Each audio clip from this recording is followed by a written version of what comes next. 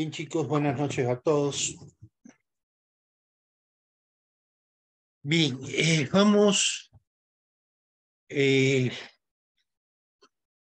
a iniciar un nuevo tema, un tema sobre el cual para el día miércoles vamos a tener un deber. Yo les voy a subir el material, les voy a subir las grabaciones, no solamente de ustedes, sino de la clase anterior, porque los elementos van a ser los mismos, pero a ustedes les voy a dar algunos detalles adicionales. Y la idea es de que el miércoles abran la tarea que les voy a subir, contesten las preguntas que están en la tarea y con eso es material para el primer parcial. Ya, se lo pongo el miércoles porque el viernes yo ya tengo que cerrar las notas. Ok. Vamos a ir muy rápido ahora. Yo les ruego, por favor, prendan cámaras. Les ruego, por favor, prendan sus cámaras. Los quiero ver. No quiero estarles hablando a la pared. ¿Ok? Yo voy a mencionarlos, les voy a hacer preguntas y les ruego, espérenme un segundito.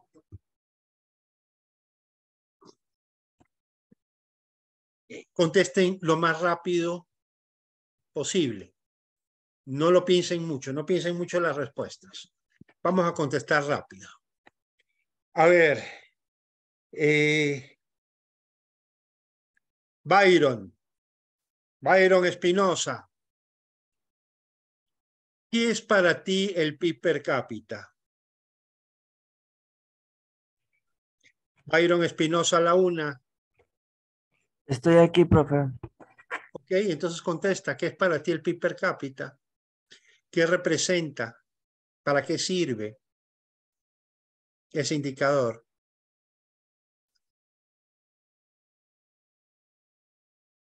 Así el ingreso promedio que recibiría cada persona e individuo de cierta región a la cual se están evaluando.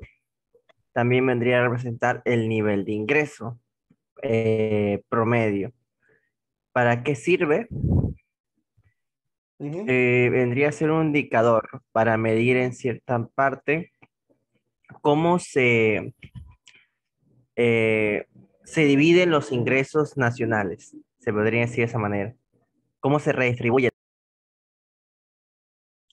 A ver, lo que le voy a decir a Byron, se lo digo a todos. Y Byron, por favor, no te sientas mal por lo que te voy a decir, porque no es para ti, es para todos. Yo considero que la respuesta que tú me has dado es muy parecida a la que me van a dar los demás. Ustedes ya están en octavo semestre. Ustedes van a ser economistas. Yo espero que me contesten como economistas. Ya tienen suficiente experiencia. La respuesta que tú me has dado, Byron, yo la podría esperar de un abogado, un ingeniero,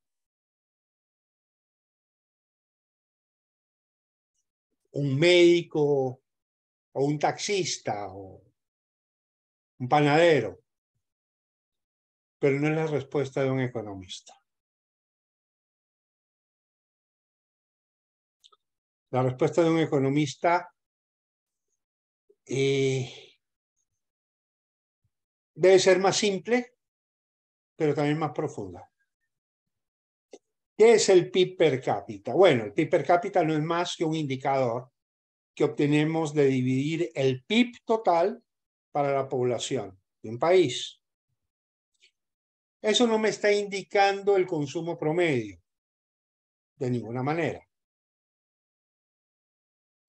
Eso tampoco me está indicando lo que la parte del ingreso que le corresponde a cada ciudadano. Eso tampoco es verdad.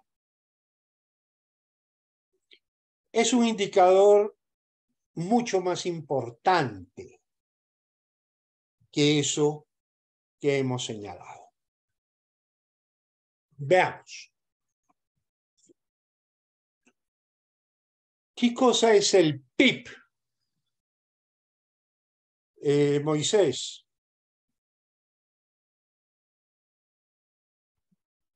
Hola, ¿qué tal? Buenas noches. Hola, buenas noches. Cuéntame, ¿qué cosa es el PIB? Pues bueno, es un indicador que mide la producción total de todo un país. Ok, perfecto. Muy bien. La producción final. ¿Ok? El PIB per cápita entonces es dividir esa producción total para el número de habitantes en términos de su valor. Porque no estamos dividiendo la cantidad de huevos, de leche, de queso, de pan. No, no, no. Estamos dividiendo el valor que hace iguales a todos esos bienes. Lo estamos dividiendo para el número de habitantes. Pero, ¿qué más es el PIB, Moisés? ¿Es solo eso?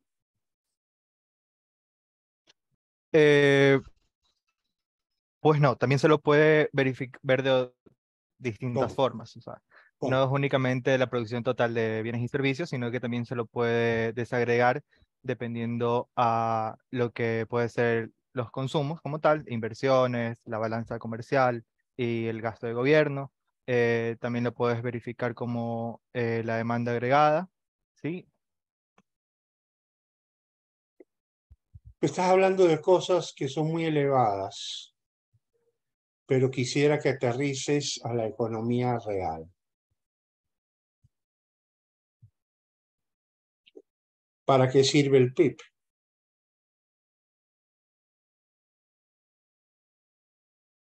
¿Para qué sirve todo eso? ¿Tiene Pues, algún uso? ¿Tiene alguna utilidad? ¿Sirve para algo? o sea, realmente sirve para identificar cómo va tu país, si has tenido crecimiento o no has tenido crecimiento. Realmente es un medidor como tal, como dije, un índice, para ver si va bien la economía, si lo puedes, más que todo también te sirve para comparar con el resto de los países y también te podría servir para, no sé, de alguna forma acaparar inversión extranjera o, no sé, más o menos es. Steven, ¿tú qué piensas? Y muy Muy bien, buenas noches, Moisés, te economista, muy buenas noches, agradezco. compañero. Muy buena intervención, ¿eh? Con respecto al Excelente intervención. Dime. PIB, pues, para mí, estoy bastante cercano al concepto con el compañero Moisés, pues, es un indicador macroeconómico que mide el nivel de producción de un país en un determinado periodo de tiempo, generalmente un año. Ya, ¿para qué nos sirve como tal esa información? Nos sirve en primera instancia para comparar si con respecto a los años anteriores nuestro nivel de producción se ha incrementado o ha decrecido. En segunda instancia, para comparar con respecto al resto del mundo, es decir, cómo está nuestra economía frente al resto del mundo.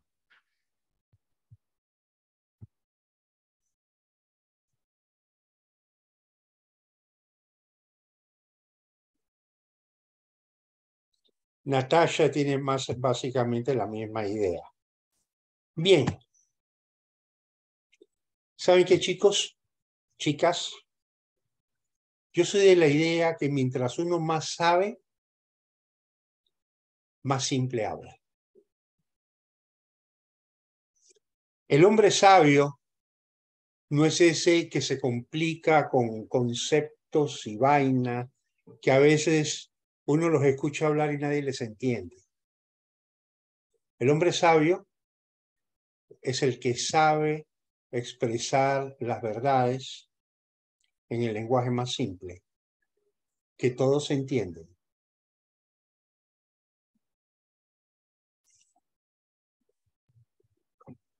¿Para qué estudiamos economía? ¿Cuál es el problema fundamental de la economía? Eh, Byron, tú de nuevo, ¿cuál es el problema fundamental de la economía? Luego Allison, cuéntanos. Y finalmente, Erika da nuestra opinión sobre cuál es el problema fundamental de la economía. ¿Para qué estudiamos economía?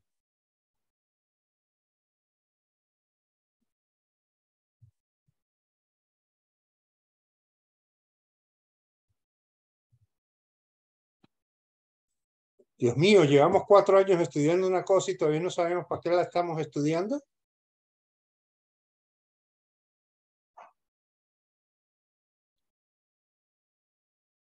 Erika, André, Para optimizar los recursos, o sea, el uso de los recursos. a ver, mi querido Andrés Carrillo, que nos conocemos desde que estabas en primer semestre y tocabas guitarra en los buses. Nunca me olvido de eso. Yo a Andrés lo quiero muchísimo. Y para mí fue un honor tenerlo de estudiante. Andrés, te pregunto, ¿desayunaste esta mañana? Sí. ¿No desayunaste? Sí. Sí, desayunaste. ¿Qué desayunaste? Hola. ¿Qué desayunaste? ¿Me puedes contar? Hola. Hola, te escuchamos. Hola. Hola, hola, te escuchamos. ¿Me puedes decir qué desayunaste? Cafecito con pan. Cafecito con pan. ¿Y por qué desayunaste? Porque hay que comer todos los días. Y tú, Moisés, desayunaste de mañana y Steven, desayunaron, cuéntenme qué comieron. Nada, solo llegué al trabajo por cafecito, nada más. Cafecito al camello. Chuta, qué vaina. ¿Y tú, Steven?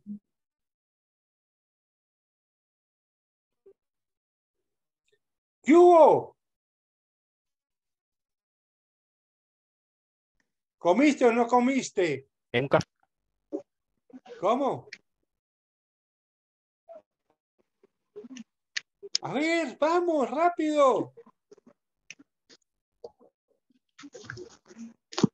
Nayeli, ¿comiste o no comiste esta mañana?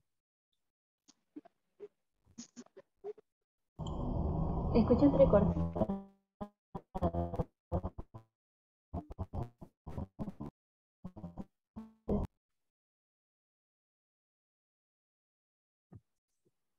Yo sé que comieron esta mañana. El qué no sé, pero a ninguno lo veo con cara de hambre.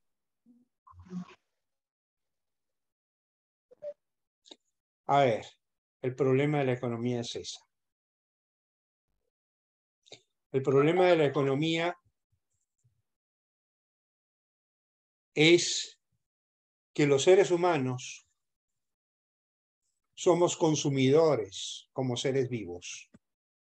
Lo primero que hacemos cuando nacemos es consumir aire, por eso la nalgada que nos dan, para que expandamos los pulmones y gritemos bien duro, porque eso significa que estamos vivos.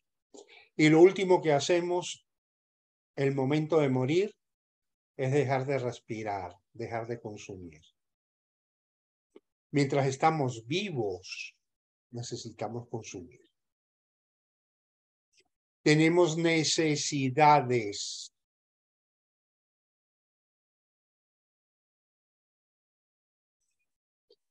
¿Qué cosa es el PIB de un país? Es el valor de esos bienes y servicios que una sociedad produce para satisfacer necesidades. Y ojo, que no todo lo que satisface mis necesidades yo tengo que producirlo, pero sí tengo que producir suficiente para poder intercambiar por aquello que no produzco, pero sí necesito. Y por eso Moisés es el comercio exterior. Y por eso es el comercio. En el comercio, precisamente, entregamos lo que nosotros producimos y que no vamos a consumir, pero que otros sí van a consumir porque otros sí lo necesitan, a cambio de lo cual los demás nos entregan parte de lo que ellos producen. El PIB entonces cuantifica eso que producimos como sociedad. Y el PIB per cápita cuantifica esa capacidad que como sociedad tenemos de producir. ¿Producir para qué? Para satisfacer necesidades o para intercambiar.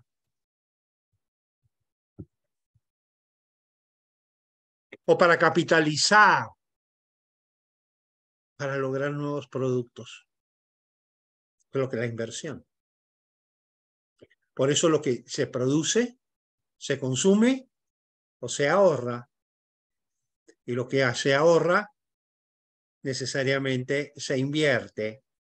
¿Para qué se invierte? Pues para producir más. Excepto cuando viene el gobierno y le mete la mano al ahorro. Y bueno, ahí los tenemos. Consumiendo lo que no ha producido. Quitándole a los que han producido para consumir, para el consumo de los que no han producido nada.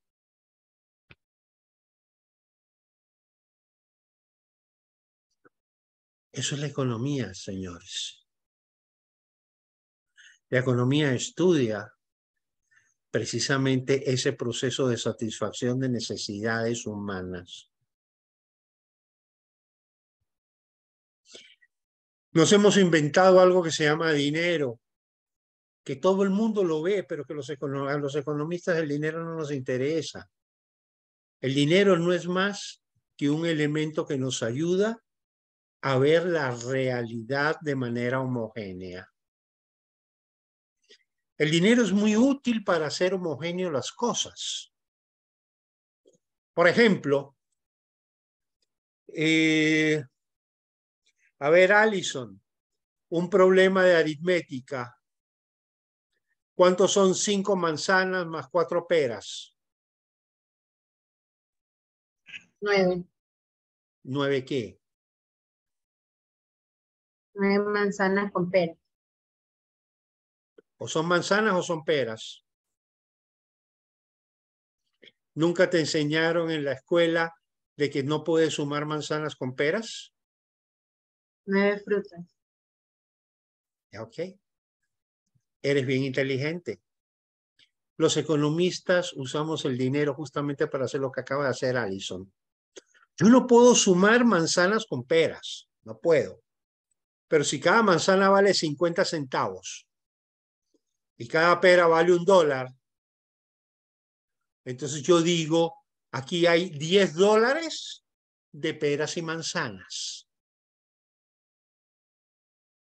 Pero detrás de los $10 siempre tiene que haber peras y manzanas.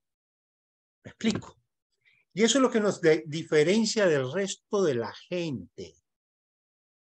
El resto de la gente habla de dinero como si el dinero tuviera algún valor. El dinero no sirve para un carajo. El dinero para lo único que sirve es para representar cosas heterogéneas, volverlas homogéneas. ¿Qué significa que yo gano $1,000?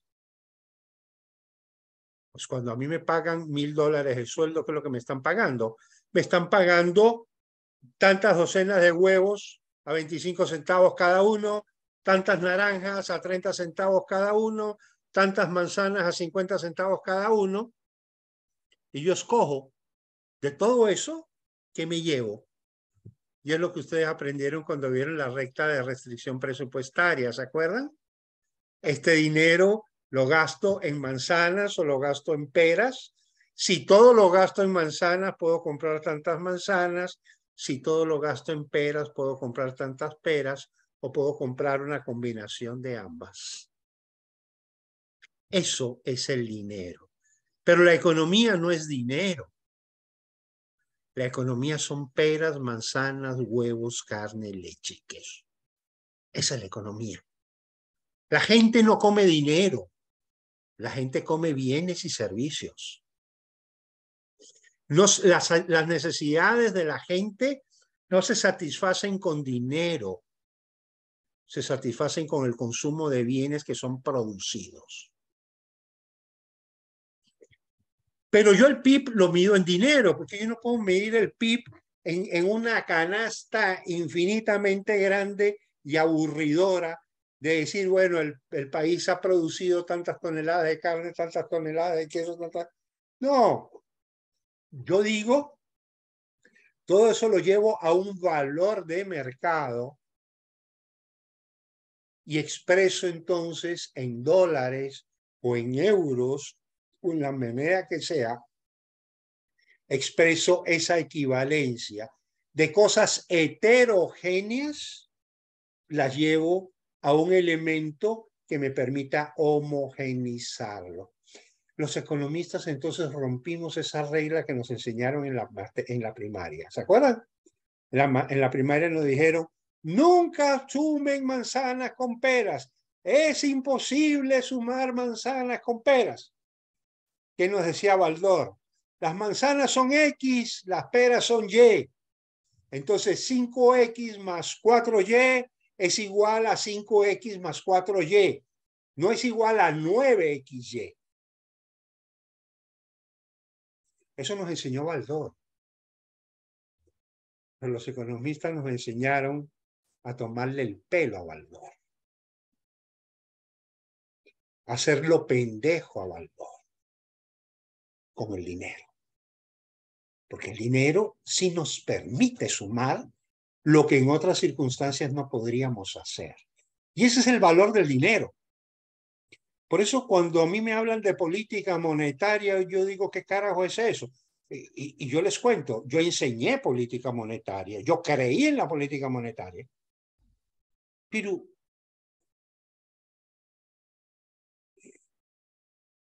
a mí Keynes me enseñó política monetaria y yo con la experiencia he aprendido que esa vaina no sirve para nada. Que para lo único que sirve es para desbaratar la economía de un país. Para algo que es sano, romperlo, podrirlo, destruirlo.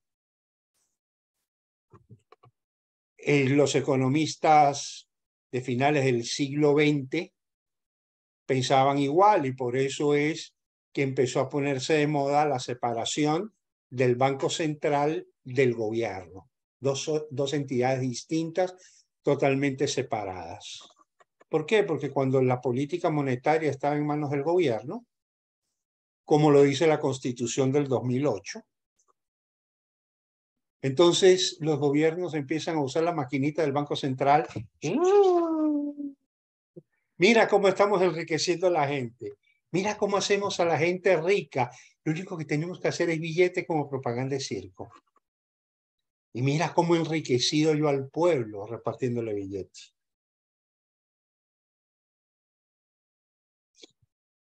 La nueva visión de un banco central autónomo, ¿cuál es?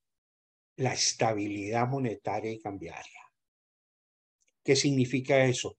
Que el dinero mantenga un valor estable, que cree confianza.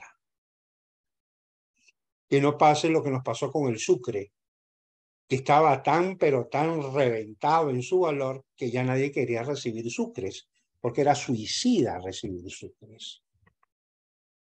Una moneda que no servía para nada. ¿Por qué no servía para nada?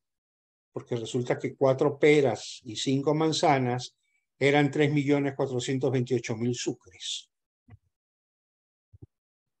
Había que tener cabeza de computadora para poder entender eso. ¿Ok? Bien. Entonces, ¿qué cosa es el PIB? Bueno, el PIB es el valor de la producción de un país. ¿Producción que sirve para qué? Para satisfacer necesidades humanas.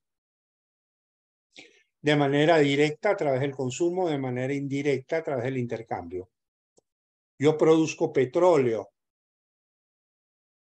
Pues la gente no consume petróleo, bueno, consume gasolina, pero no todo el mundo consume gasolina, que producimos más petróleo del que necesitamos. Es que con el petróleo intercambio carros. Entonces, te mando petróleo y tú me mandas carros. Eso se llama trueque, no eso se llama comercio.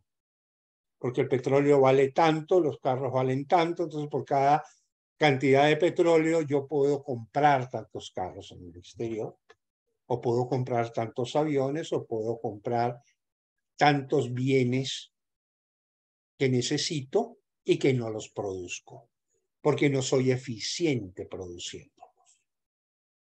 ¿Está claro el concepto?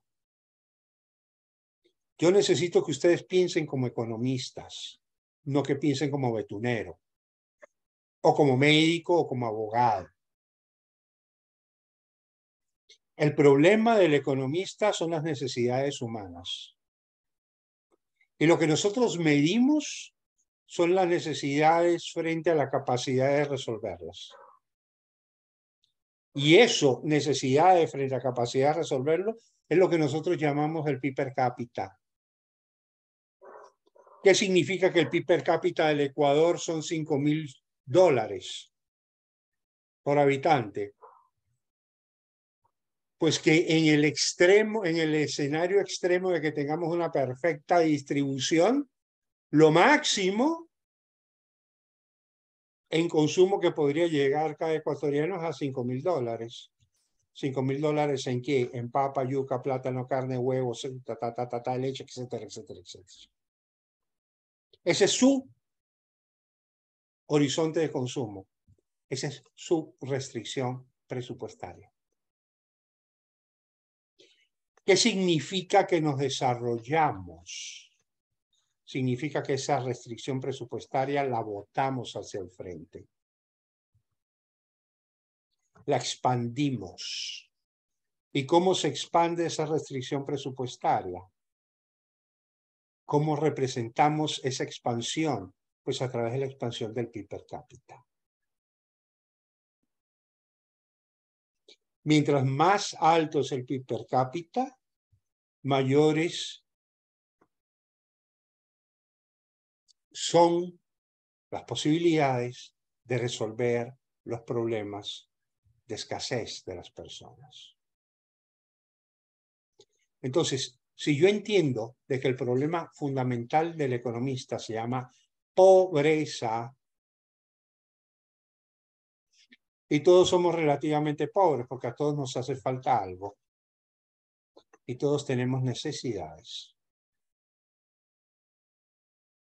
Y todos somos pobres de alguna manera porque tenemos necesidades que no podemos satisfacer.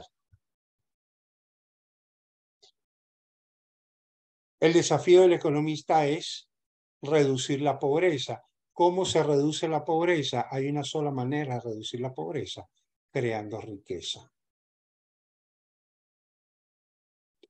¿Cómo yo mido esa creación de riqueza? A través del PIB.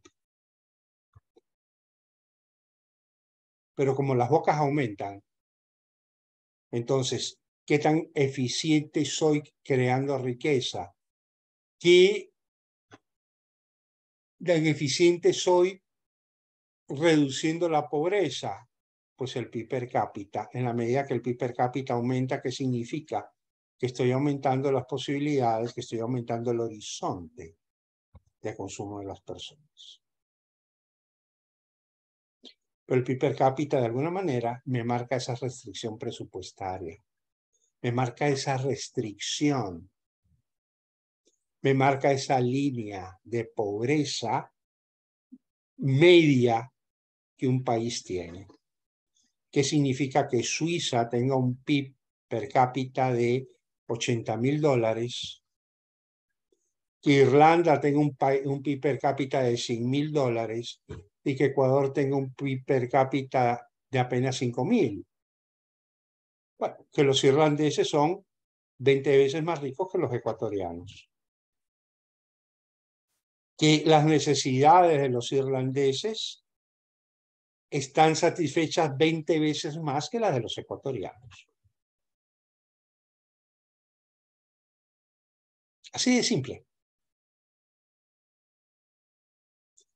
Pero yo les pido a ustedes que vean el horizonte, no en términos de dinero, no en términos de esas complicaciones que sí, que que el otro, que las cuentas nacionales.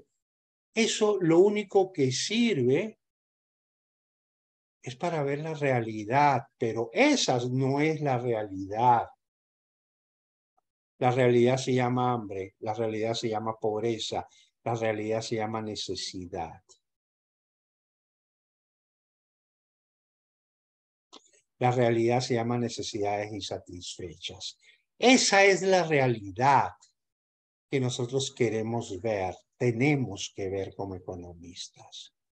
Lo otro es una manera de expresar esa realidad. Cuando ustedes van al médico, el médico le dice abra la boca, póngase esto debajo de la lengua y le ponen un aparatito que se llama termómetro. ¿Alguna vez han usado un termómetro? Creo que sí. El médico saca el termómetro y dice tiene 39. ¿Qué es lo que el médico está diciéndoles?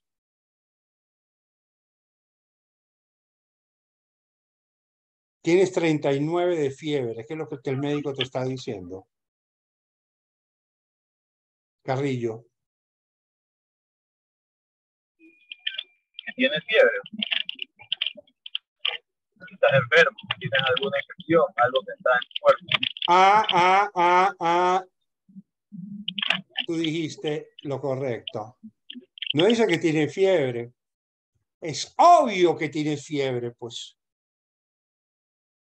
O sea, si usted va al médico, te pone el termómetro y te dice 39, tiene fiebre, es como la abuelita de cuando uno era chiquito que decía, si te matas, te pego. O lo veía uno en el suelo y le decía, mijito, te caíste. No, abuelita, yo vivo aquí. No, pues si tiene fiebre, si tiene 39, es evidente que tiene fiebre. Pero lo importante no es la fiebre, lo importante es lo que está detrás de la fiebre.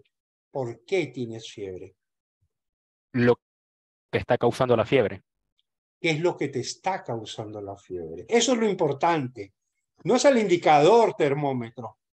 No, es que sabe que fui al médico y me dijo que estaba enfermo del termómetro. No, pues no seas pendejo. El termómetro no es ninguna enfermedad. La fiebre tampoco. La fiebre es una manifestación física de algo que generalmente es una infección. Es un cuerpo extraño. Y entonces el médico ahí comienza a investigar. La fiebre es de día, la fiebre es de noche. Toses, tienes problema estomacal. Generalmente lo primero que descartan es enfermedades de vías respiratorias o del tracto digestivo.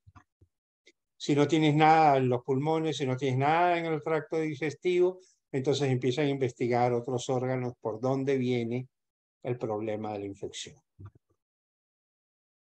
Pero es un hilo conductor de un proceso investigativo. Nosotros también debemos de actuar igual. ¿Ok? Si yo veo que los precios están subiendo y suben y suben y suben, me tengo que preguntar. Algunos se preguntan, no, es que los especuladores están escondiendo las cosas. Pregúntate qué carajo está haciendo el gobierno. De pronto tiene la maquinita y está mete billete y mete billete y mete billete y le está echando la culpa a otro de lo que él mismo está haciendo. Ah, pero ¿cómo es que les enseñaron a ustedes eso? Tiene un tecnicismo de lo más bonito. A mí a veces me lo dicen en clase y yo me quedo impresionado y se me dicen, no, eso es una política monetaria expansiva. No, idiota, eso es meterle la mano en el bolsillo a la gente, es robarle a la gente, es hacerle bobo a la gente, es hacerle creer que estoy haciendo cosas buenas por ti y lo que te estoy es robando. ¿Me explico? y te estoy robando porque cada vez tu dinero va a valer menos. Entonces, si yo quiero resolver el problema de la gente, yo no debo de pensar en la esfera monetaria, yo tengo que pensar en la esfera real de la economía. Bienes y servicios. Bien, pensemos ahora en América Latina, cómo ha evolucionado ese PIB per cápita a lo largo de los años. Y veamos desde cuándo tenemos cifras.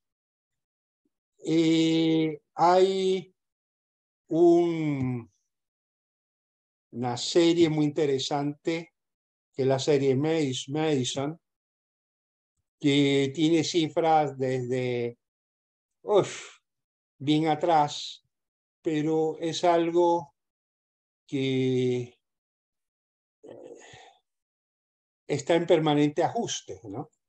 Es una investigación de un británico que fue profesor en una universidad holandesa, y luego de su muerte, pues sus seguidores, sus alumnos, siguieron trabajando con la serie Madison y la siguen actualizando.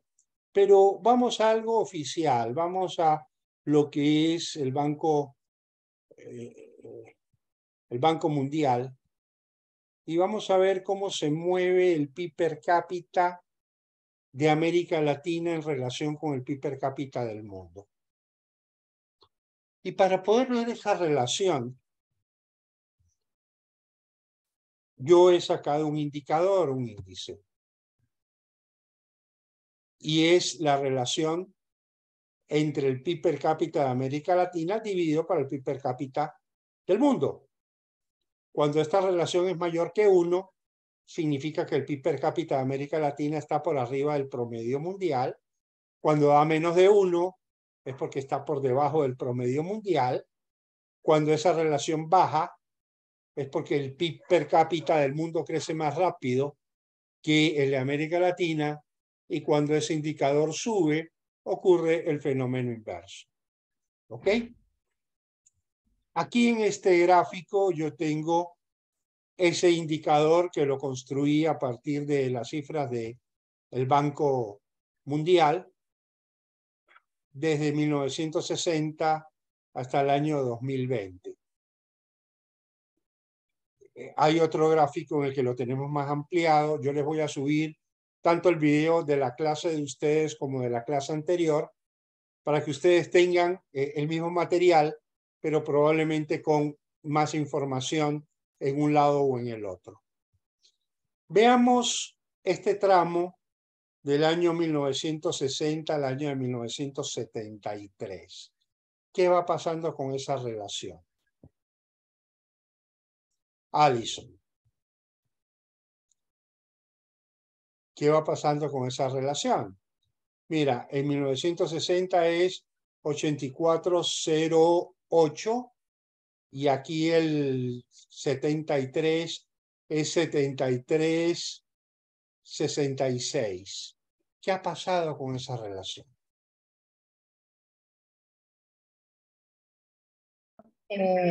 Ha reducido. Se ha ido reduciendo. ¿Y por qué se va reduciendo?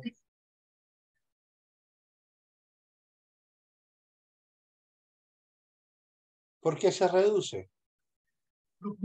Por los diferentes acontecimientos suscitados en América Latina, como puede ser en la pobreza. Mija, no te compliques la vida.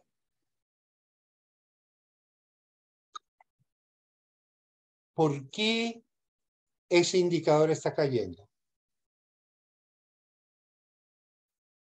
La respuesta es muy simple. ¿Alguno de ustedes la tiene?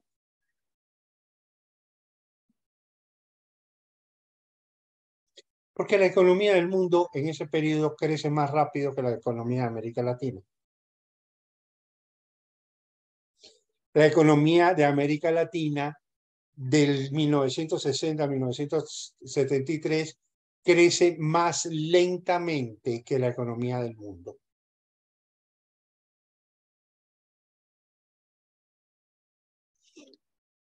Así de simple.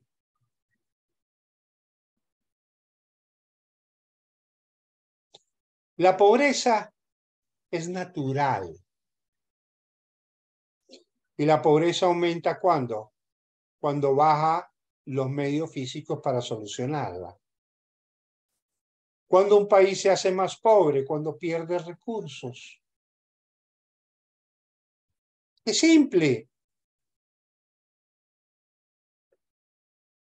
Yo dejé de producir o estoy perdiendo valor de producción. Entonces me estoy empobreciendo. Yo estoy ganando, estoy aumentando la producción. Yo estoy alejándome de la pobreza. El problema es que el mundo se aleja de la pobreza más rápido que América Latina. Vean ustedes el crecimiento de América Latina, del PIB per cápita, del 62 al 74, casi no crece. Pero el mundo sí.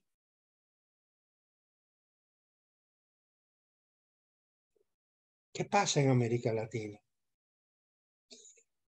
¿Qué también pasa en otros países del mundo? ¿Cómo actuábamos en esa época y cómo venimos actuando en América Latina? ¿Cuál es el modelo de desarrollo que más popular en América Latina? ¿Cuál es?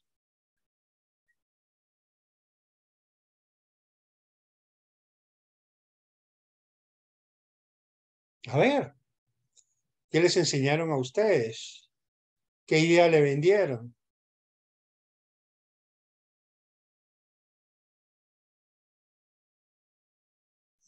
Que hasta le pusieron una sigla, le decían ISI. Modelo de industrialización. Importación por sustitución de importaciones. Uh-huh. ¿Cuál es el problema del modelo ISI? El problema del modelo ISI es muy simple. El problema es que quienes crean el modelo lo niegan. Pero tiene un defecto de fábrica muy importante. Y es que el mecanismo, a lo largo de toda la historia de la humanidad, y en esto no hay excepción ninguna, el mecanismo más idóneo para reducir la pobreza en un país se llama el comercio. Qué simple, ¿no? ¿Cómo se hizo rico Venecia? ¿Cómo se hizo rico Amalfi? ¿Cómo se hizo rico Génova? ¿Cómo se hicieron ricos los Países Bajos? ¿Cómo se hizo rico el Reino Unido? Con comercio.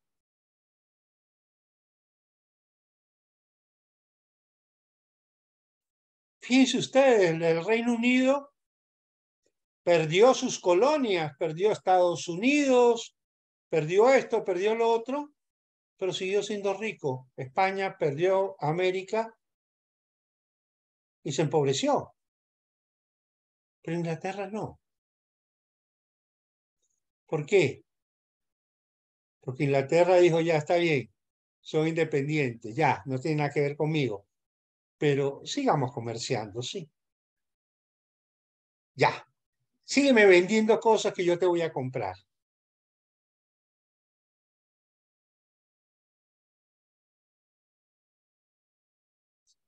El modelo de sustitutivo de importaciones, ¿a dónde apunta? Justamente a romper el comercio. Parte de un principio que se ha demostrado que está equivocado. Aquello del centro-periferia, que hay países que absorben. Yo no digo que eso no ocurra o haya ocurrido en el siglo XVIII o XIX.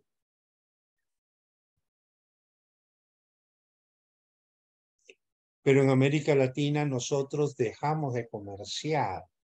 Prohibimos el comercio a través de políticas arancelarias y de políticas comerciales. Prohibimos las importaciones. Dizque para desarrollar industria. Y con lo único que desarrollamos fue ineficiencia. Por eso cuando cayeron esos aranceles, lo primero que marchó fueron las industrias, porque eran inviables.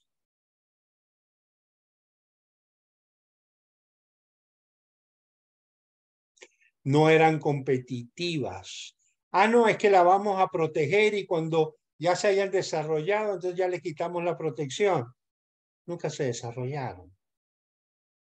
Siempre fueron industrias inviables.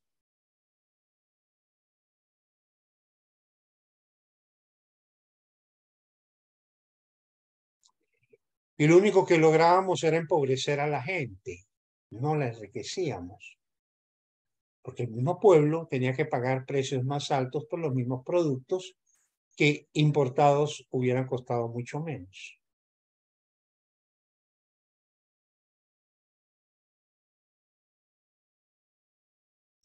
El resultado es entonces que el mundo crece sin América Latina.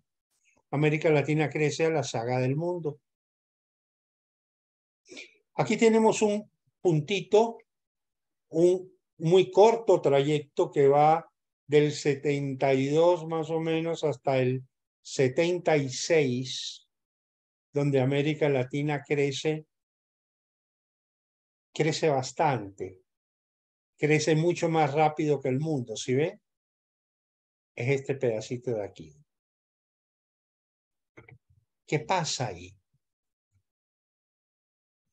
Bueno, ahí hay una En este coyuntura. caso, el mundo creció menos que América Latina, la crisis del petróleo en los 70. Exacto.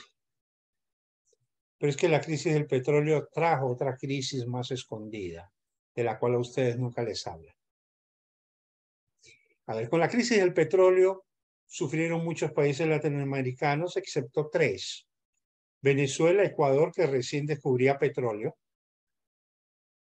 Y ya se hablaba del milagro ecuatoriano, porque el año 81 es el único año donde el PIB per cápita del Ecuador ha estado por arriba de la media mundial. Jamás había ocurrido eso. Y después de ahí jamás volvió a ocurrir. Por eso yo sostengo que el primer boom petrolero fue por lo menos más eficiente que el segundo en términos de niveles alcanzados. ¿Ya? Pero bien, con el boom petrolero ocurrió otro asunto más. Y es que los ingresos empezaron a concentrarse en muy pocos países con muy poca población, que eran los países petroleros, los países árabes.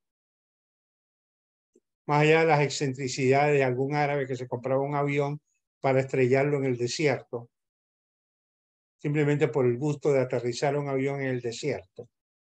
Más allá de eso, los bancos empezaron a acumular liquidez, una liquidez que no tenía salida, porque el mundo desarrollado estaba en crisis, el consumo estaba restringido, no había inversión. Y entonces, ¿qué vamos a hacer? Ah, pero ahí está América Latina. Y entonces, todos esos dineros que entraban en los bancos europeos y sobre todo norteamericanos, vieron en América Latina una oportunidad que iba amarrado al mismo modelo de desarrollo. ¿Por qué? Porque también ese mismo modelo de desarrollo easy, que no solo cortaba el comercio con lo que se llamaba el centro, el comercio entre el centro y la periferia, haciéndolo difícil, sino que también cortaba la inversión directa, otro disparate. Ah, porque es que esa inversión directa es, ¿cómo es que le dicen todavía? Imperialismo. Entonces, pero consciente de que, no, de que necesitamos capital y que no tenemos ahorros suficientes, sobre todo porque el gobierno se lo traga. No hay cómo invertir. ¿Qué tal si tenemos una inversión soberana endeudándonos? Y empieza el proceso de endeudamiento de América Latina precisamente en los años 70. En el caso del Ecuador comienza el año 76.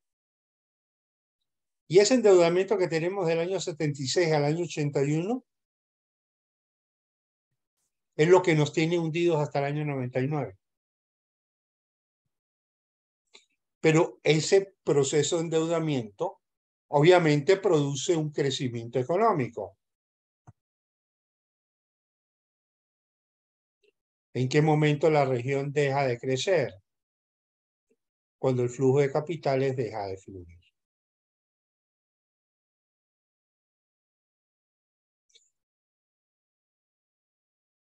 Al principio se recibe dinero fresco, luego se necesita endeudarse para pagar viejas deudas, porque no hay liquidez con qué pagar, y al final México es el primero que declara el default, no tengo con qué pagar mi deuda.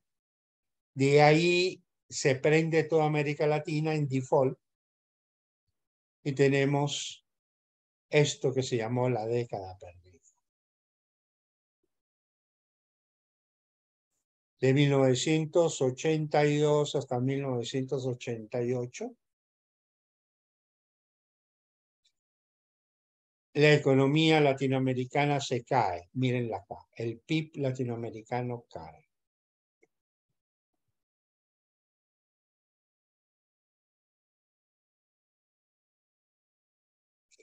Y es la primera gran crisis que tiene América Latina.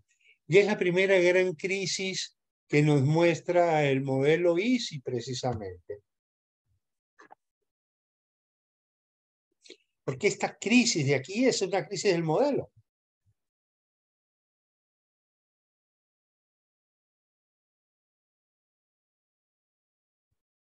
Luego de 1988 tenemos en cambio un periodo de mucho crecimiento. ¿Qué ocurre aquí entre 1988 y el año 98? ¿Qué ocurre en estos 10 años? Así como aquí hubo una década perdida, aquí hay una década ganada.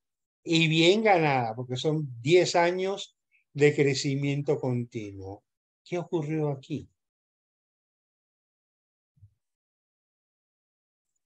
A ver, especulen. La aparición de nuevas tecnologías como el Internet. No.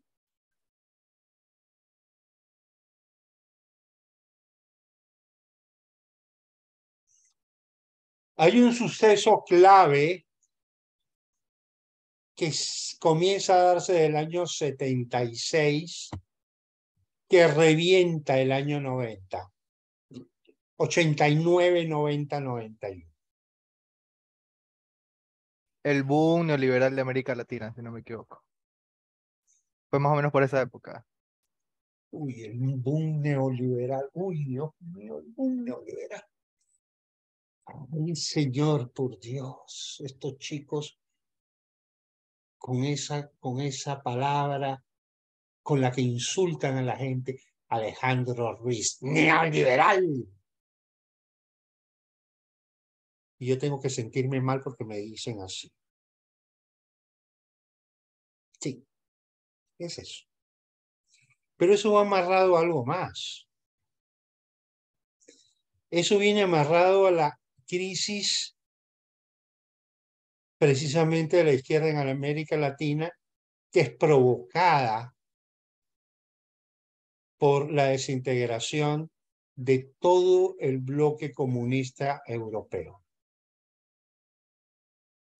Polonia comienza a tener problemas el año 76 con el sindicato Solidaridad, protegido de alguna manera por el Papa Juan Pablo II, que era polaco, y que bajo la protección de el Papa era difícil que les cortaran la cabeza a los líderes del sindicato Solidaridad, hasta que finalmente tumbaron el gobierno de Polonia. Detrás del gobierno de Polonia cae el gobierno de Alemania Oriental y cae el gobierno de Checoslovaquia, y cae el gobierno de Rumanía, y fusilan a Ceausescu, y finalmente se desintegra la Unión Soviética entre 1990 y 1991. Y todos esos países se hacen capitalistas. Y miren ustedes el crecimiento que tiene el mundo desde entonces.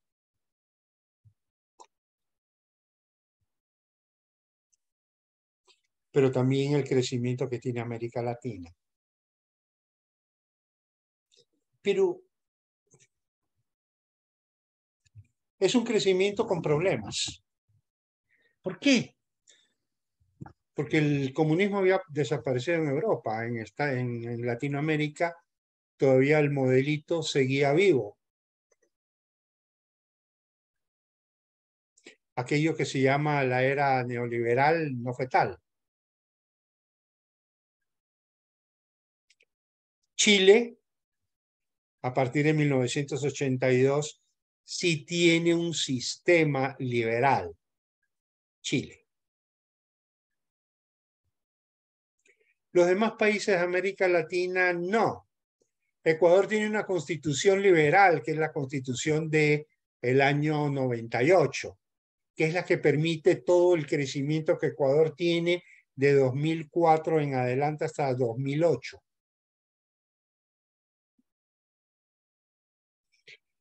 Pero siguen altas dosis de intervención del Estado.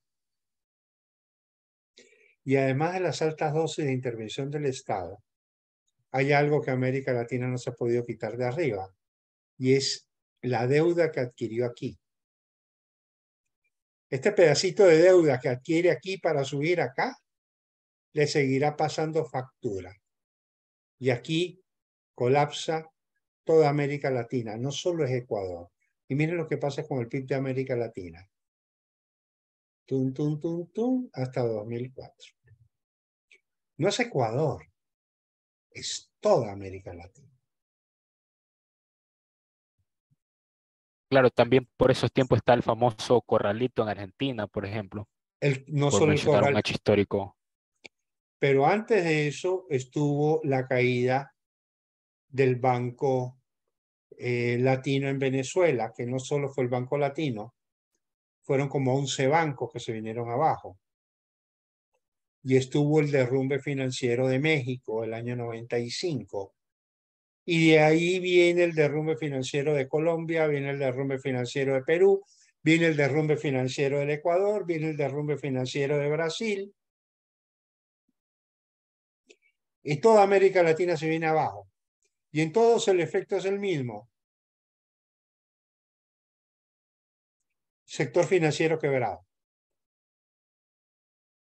Por eso nosotros vendemos demasiada ignorancia cuando hablamos del feriado bancario y no sé qué, porque queremos politizarlo a tal punto de que queremos echarle la culpa de los hechos a un sector de la sociedad. Cuando la verdad es que el verdadero culpable de todo eso es el propio modelo, y no el modelo liberal, sino el residuo del anterior. Un Estado tremendamente grande, con una burocracia tremendamente grande, que no produce nada pero que consume, más una deuda externa retroalimentada precisamente por el Estado que se sigue endeudando para poder mantener. ¿Qué es lo que nos ocurre hoy? No sé si se darán cuenta.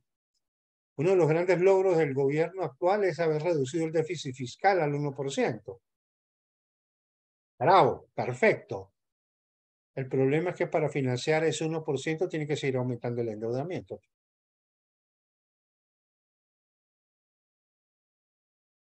¿Hasta cuándo? ¿Hasta que colapse?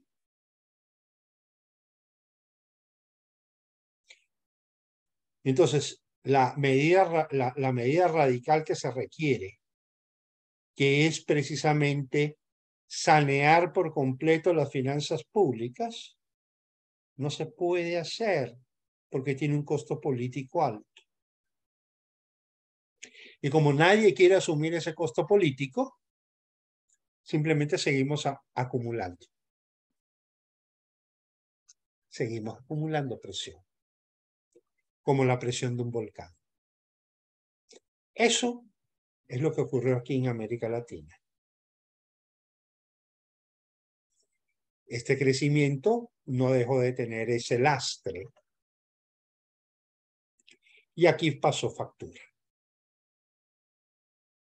Pero miren lo que pasa acá. Crecemos aquí y miren este crecimiento. Este crecimiento es espectacular. Aquí América Latina crece mucho más rápido de lo que creció aquí.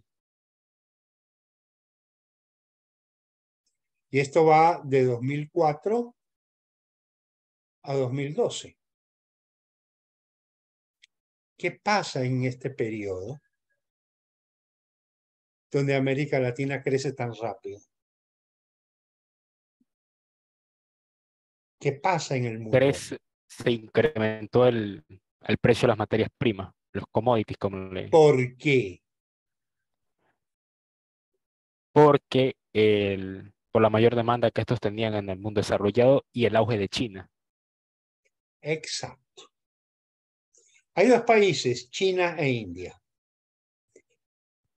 Cuando Polonia empezó a tener problemas, año 78, cuando los países comunistas entraban en crisis, el país comunista más grande del mundo, el más poblado, más de 1.000 millones de habitantes, decide cambiar el rumbo. Al demonio la revolución cultural, al demonio todas esas cosas de la época de Mao. Seguimos siendo comunistas en lo político, en lo económico somos liberales. Y abrimos la economía china al mundo. Y miren ustedes el resultado, se los voy a mostrar.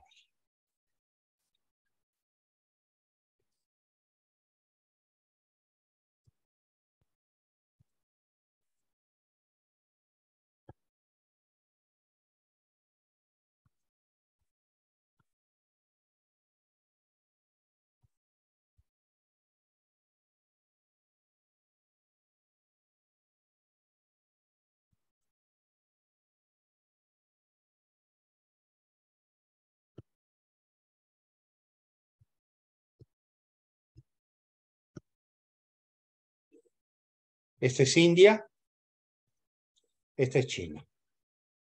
Este es América Latina, este es el mundo. Miren, India y China empiezan más o menos con un PIB per cápita de $140 por habitante, cuando en América Latina ya era de 1.575. América Latina tenía un PIB per cápita 5 veces más alto que China y que India. Aquí viene el cambio. Por el 80 más o menos. Y miren lo que ocurre acá. Crece, crece, crece. Acá, año 2018, alcanza América Latina, cuyo PIB per cápita ya está cayendo. $9.000 per cápita. Sigue y el año 2020 alcanza el PIB per cápita del mundo. ¿Cómo logra este crecimiento tan espectacular? Pues abriendo su economía. Todo lo contrario de lo que hizo América Latina. Empezaron a captar tecnología y empezaron a exportar como loco. Ellos no se pusieron a ver quién es el centro, quién es la periferia. No, a los gringos no les voy a comprar porque ellos son unos... No, no, no.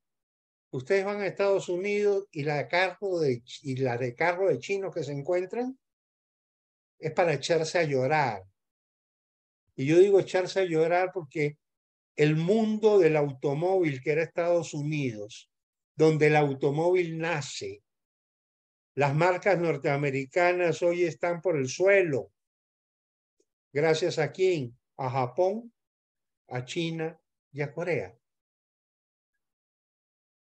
Esos países que nosotros decíamos que eran colonia de Estados Unidos, hoy colonizaron a los Estados Unidos imponiéndole su industria.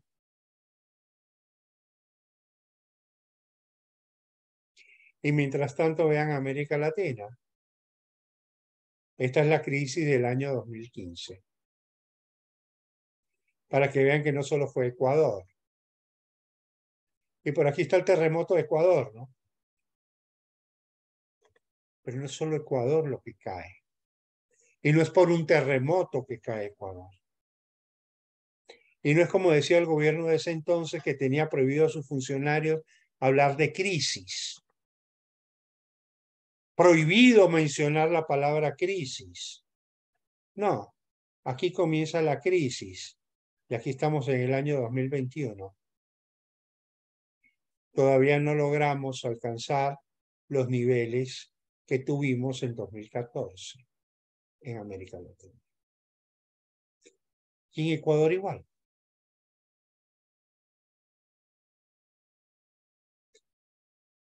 Entonces, observen que a diferencia de China, que tiene un crecimiento pavoroso,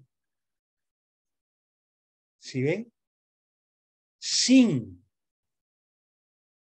absolutamente desprovisto de volatilidad, sin esos zigzag. Miren nosotros cómo tenemos el crecimiento. Crecemos un poquito, caemos. Crecemos otro poquito, caemos. Crecemos otro poquito, ¡brum! Nos vamos al suelo. ¿Qué marca esta volatilidad en el crecimiento de América Latina? Esta inconsistencia en su proceso de crecimiento. No es otra cosa que un conflicto de modelos. Modelos fracasados que se reciclan. Aquí, en estos años de gran crecimiento, se nos ocurrió volver a los modelos de los años 70.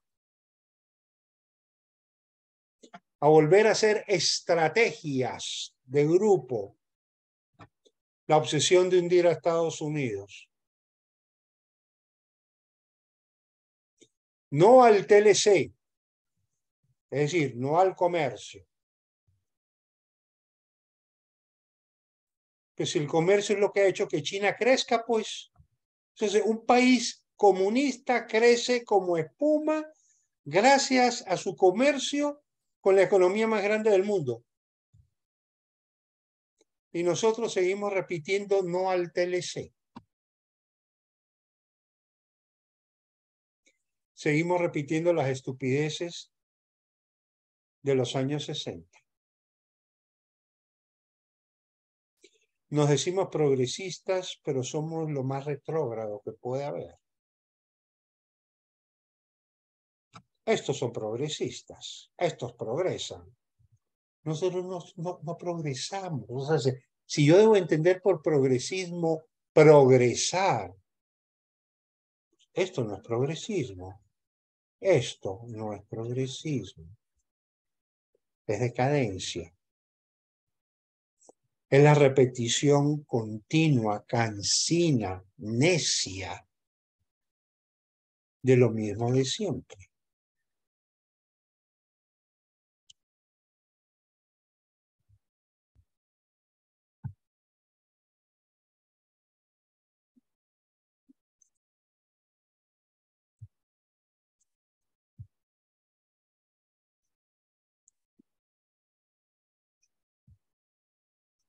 Bien, chicos, no los voy a aburrir más.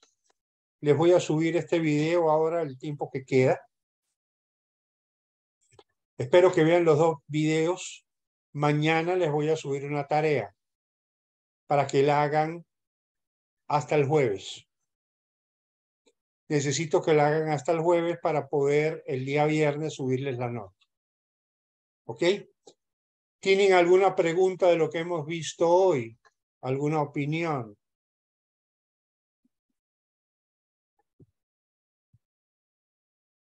Yo sé, muchachos, que yo lo que les enseño va en Eh, contra de todo lo que les han contado toda la vida.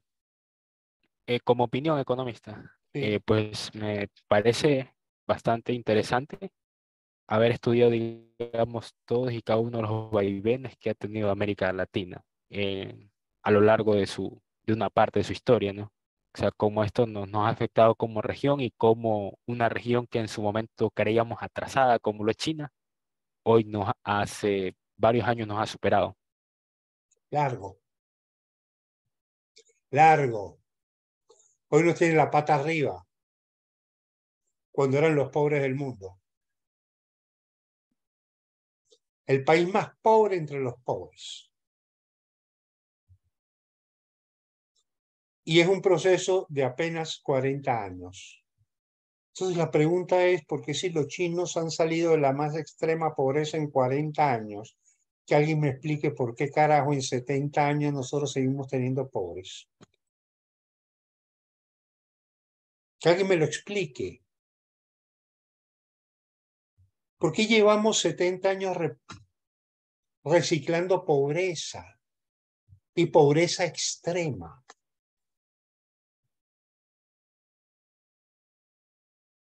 Que alguien me lo explique. Y por favor que me lo expliquen aquellos que se dicen progresistas. Que alguien me lo explique. O sea, ¿hasta cuándo vamos a seguir reciclando pobreza? Por el capricho de no querer crear riqueza, porque le tenemos miedo a la creación de riqueza. Próximo lunes vamos a ver el mismo tema, pero ya con otro fenómeno que se llama la inflación. América Latina no solamente que es un país retardatario o un continente retardatario en términos de crecimiento económico y de lucha contra la pobreza, es líder mundial o fue líder mundial en inflación. Los procesos inflacionarios más violentos que ha tenido el mundo los hemos vivido nosotros.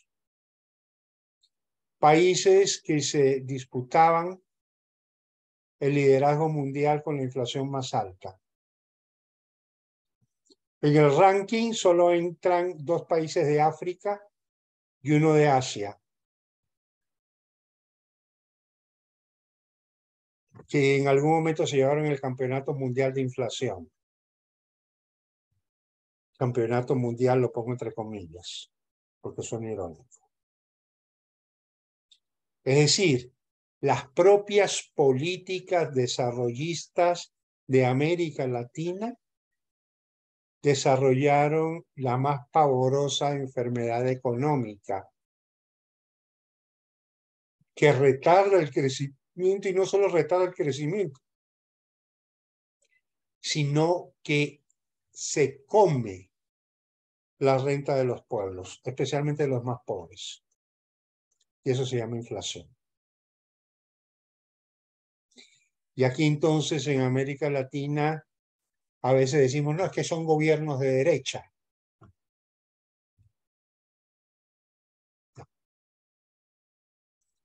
En América Latina la derecha ha estado en Chile. Los otros gobiernos yo no los considero de derecha, los considero de izquierda. Ah, pero es que eran dictaduras militares, sí, justamente por eso son de izquierda. ¿Cuál es la diferencia entre derecha e izquierda, muchachos? A ver, ustedes qué saben sobre eso. ¿De qué se diferencia la izquierda de la derecha?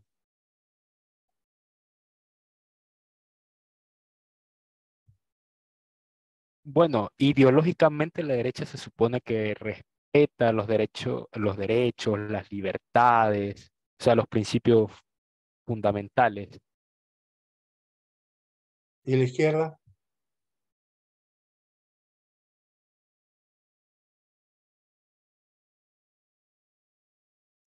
A ver, el asunto es muy sencillo. Toda parte de esa Revolución Francesa, de girondinos y jacobinos, y esos elementos fundamentales de izquierda y derecha, ustedes los ven hoy. La derecha eran los girondinos. ¿Qué defendían? Primero defendían el federalismo, la autonomía territorial. El gobierno tiene que estar cerca del pueblo. El gobierno no puede estar lejos del pueblo.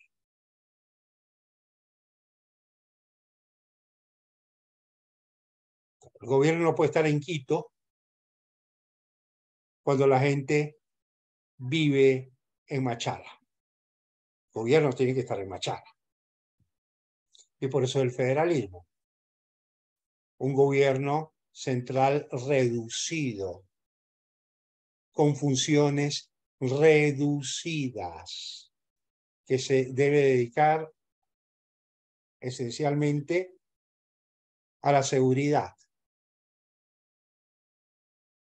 y gobiernos locales que conocen los problemas de cada región y aplican las políticas a cada región en términos de salud, en términos de educación, etcétera, etcétera, etcétera. Ese es el primer concepto. La descentralización. La derecha siempre busca la descentralización, la izquierda busca la concentración. Pero además, el gobierno más simple, el gobierno que menos gobierne, el que haga justo lo necesario, ni más ni menos. Es decir, el gobierno ese creativo, ese es de izquierda. ¿Ok? Vamos a crear un ministerio de la mujer. Pero también vamos a crear un ministerio del niño. ¿Y por qué no creamos un ministerio del hombre? Buena idea, vamos a hacer un ministerio del hombre.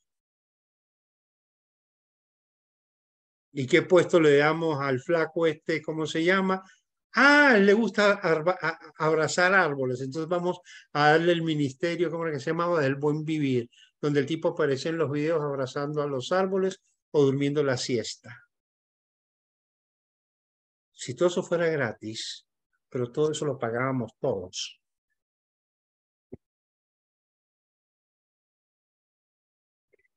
La derecha no. El caso típico de Suiza.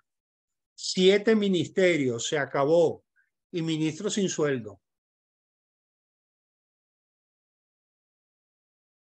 Un Congreso Nacional, una Asamblea Nacional, donde los diputados no tienen sueldo, ganan dietas y, ojo, sesionan 90 días al año. Es decir, de los 12 meses del año, ellos sesionan 3 meses y nos dejan vivir tranquilos el resto del año. Aquí nos joden todo el año. Aquí cada vez que yo prendo el televisor y prendo las noticias, lo primero que me aparece es la Asamblea Nacional. ¿Y hasta cuándo?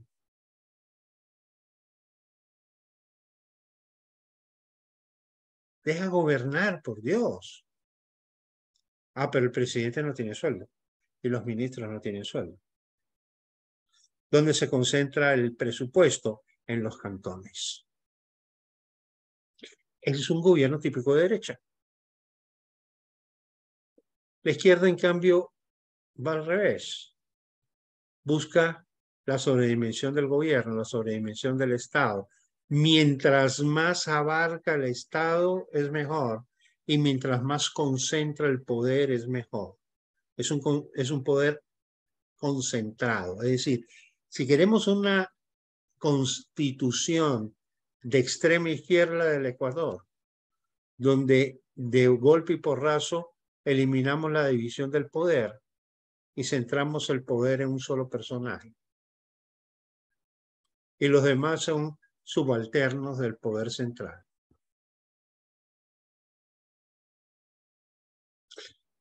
La derecha jamás te hace eso. ¿Por qué? Porque lo que te busca es el juego de compensación, de control.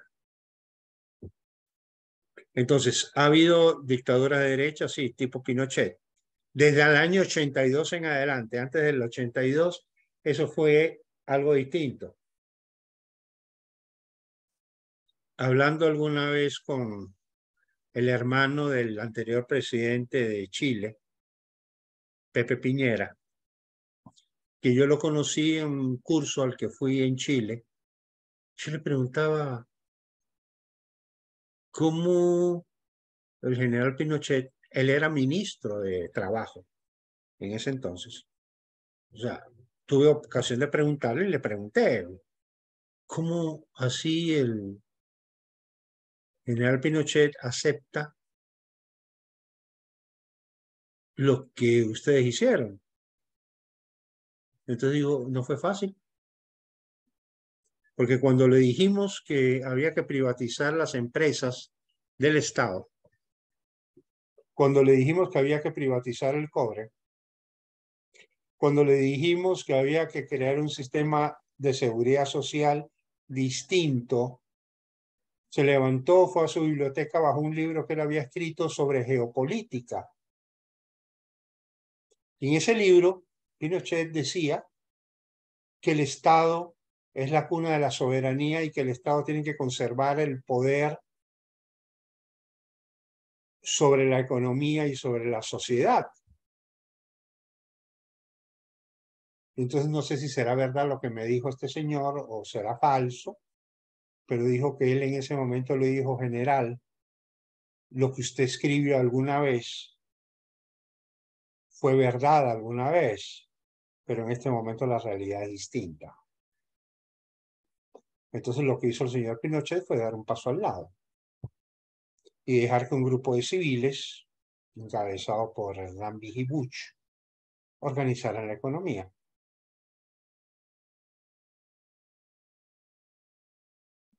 Pero a mí me explicaban algo que era muy simple. A mí me decían, imagínate tú un militar como Augusto Pinochet. Desde chiquito usaba casco. Yo me imaginaba un enano con casco, me moría de risa. Pues, ¿no? Todo lo que tiene se lo da al Estado. El carro, la casa, el uniforme, hasta los zapatos se los da al Estado. Ese señor le quitas el Estado y se queda desnudo, porque ni los calzoncillos los ha comprado él. ¿Te puedes imaginar a alguien más estatista que un militar? Es imposible concebirlo. Entonces el gran mérito de él fue justamente hacerse un costado. ¿Por qué? Por el fracaso que tuvo del 73 al 82. Del 73 al 82 la economía chilena creció como espuma y el 82 tuvo el colapso más bárbaro que jamás había tenido. Todo ese colapso de América Latina, Chile fue el país más violentamente colapsado. Entonces, a partir del año 82 es que Chile cambia el modelo. Antes del 82 era lo mismo, estatista. ¿Por qué colapsa? Porque los capitales entraban no por inversión, los capitales entraban por créditos. Entonces ahí tienes un gobierno que es de derecha y económicamente de derecha. Parece contradictorio. O con el poder concentrado temporalmente, pero de economía liberal. Tienes los otros. ¿Quién hizo la primera reforma agraria en el Ecuador? ¿Alguien lo sabe? A ver, googleenlo. ¿Quién hizo la primera reforma agraria en Ecuador?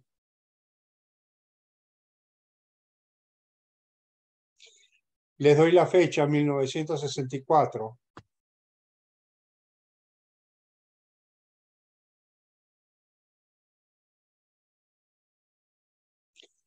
La dictadura militar de Castro Gijón, de Ramón Castro Gijón. Famoso el gobierno de los 4 militares. ¿Quién hizo la segunda reforma agraria en el Ecuador? Gobierno militar de Rodríguez Lara. ¿Quién hace la reforma en Perú? La hace también un gobierno militar.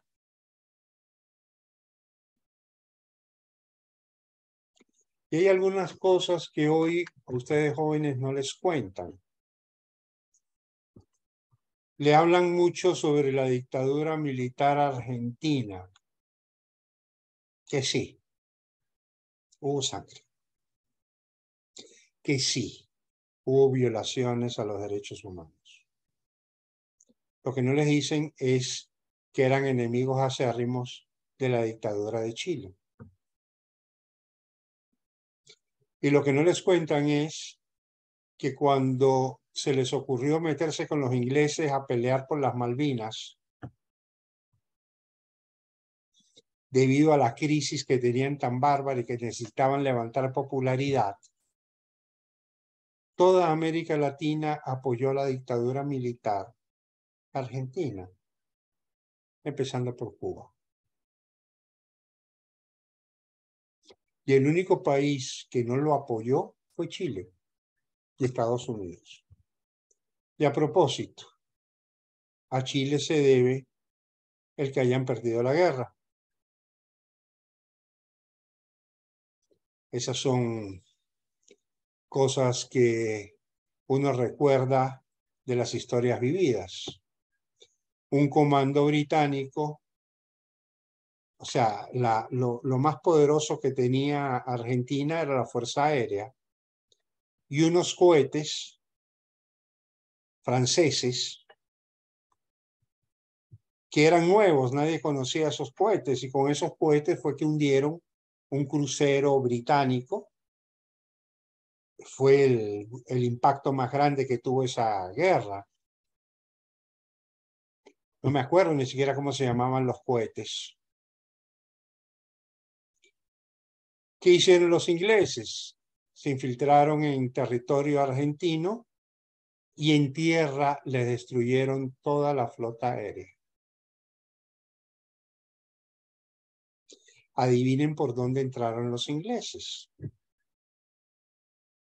Por Chile. Aunque Chile dice que ellos jamás prestaron su territorio para que eso ocurriera, ni lo volverán a hacer en el futuro.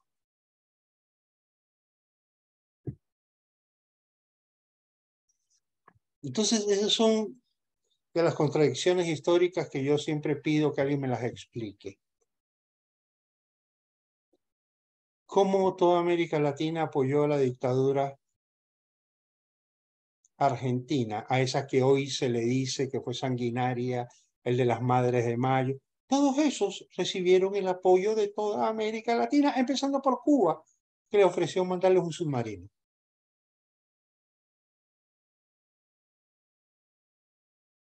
E inclusive la propia intelectualidad de izquierda de Argentina los apoyó.